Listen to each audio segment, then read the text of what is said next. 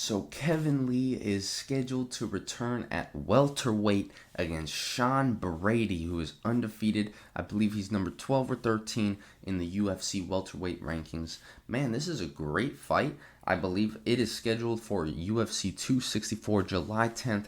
Conor McGregor, Dustin Poirier, Stephen Wonderboy Thompson fighting Gilbert Burns on the co-main event of that card.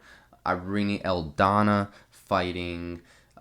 who is she fighting? Yana Kunitskaya on that card. Very meaningful fight for the UFC strawweight division in that one.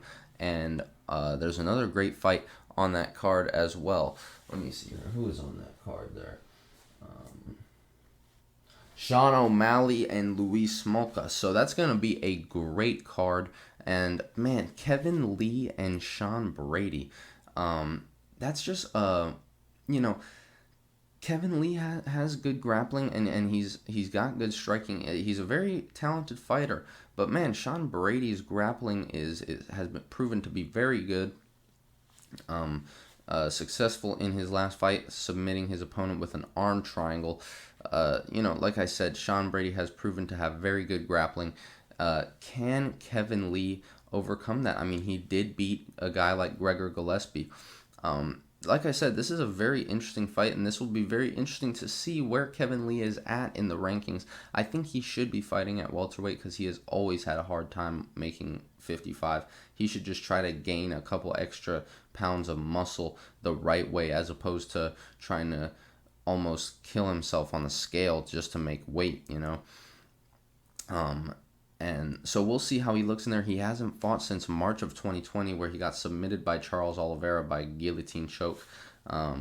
So let's see how he looks in there. This is going to be a great fight to, like I said, gauge where Kevin Lee is at. And even Sean Brady, this is probably his biggest opponent of his career. It is a lightweight moving up, but like I said, it's a big lightweight who always had a hard time making weight, and he hasn't fought in over a year, so who knows? He might have put on a couple pounds the right way in this last year or year and a half that he's been out. Year and 3 months he's been out. So let me know what you guys think about this one. Ultimately, it's really hard for me to tell because Kevin Lee hasn't been in for so long. He very well could have made some improvements, But, ultimately I'm going to go with Sean Brady just because I think he's going to have the size advantage, the weight advantage. I think he's probably going to get Kevin Lee to the ground, and I think Kevin Lee might have a hard time getting up from there.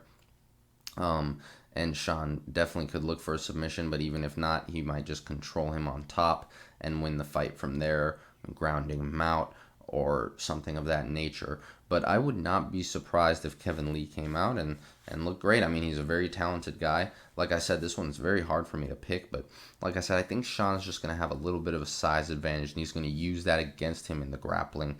And, man, it's really tough to get up against a guy who's got a good weight advantage on you. And I think, Sean is a true welterweight, and like I said, maybe Kevin Lee has put on the right size, the adequate size to be as big and as strong.